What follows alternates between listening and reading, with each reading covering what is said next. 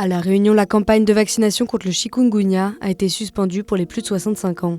Face à l'épidémie, qui a déjà touché plus de 100 000 personnes, les autorités sanitaires avaient lancé en avril une campagne de vaccination. Mais après 3 cas graves dont un décès, la Haute Autorité de la Santé a décidé de retirer les seniors de la cible vaccinale. Il a fallu qu'il y ait quelqu'un qui perd la vie, sa famille est en deuil, pour qu'on se rende compte qu'au final, le vaccin, il n'était pas vraiment adapté.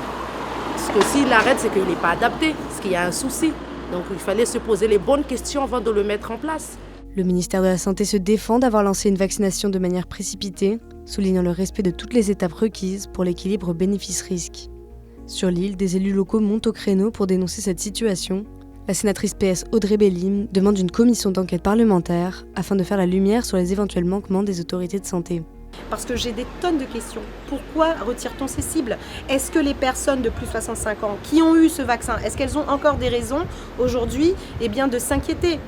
Est-ce que les personnes entre 18 et 64 ans qui présentent des cas de comorbidité qui sont dans cette cible, est-ce qu'elles ont des raisons de s'inquiéter? Vous voyez, c'est vraiment ce genre de questions.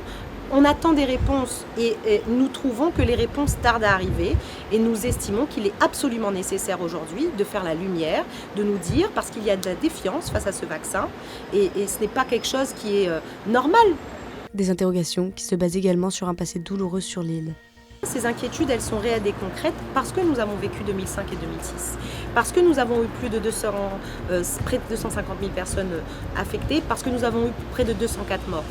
Elles sont là, les inquiétudes, elles sont réelles. Et donc aujourd'hui, la manière dont les choses sont amenées, en tout cas les informations qu'on nous transmet, ne sont pas suffisantes pour atténuer les inquiétudes et les craintes des uns et des autres. Moi, c'est cela que je dénonce.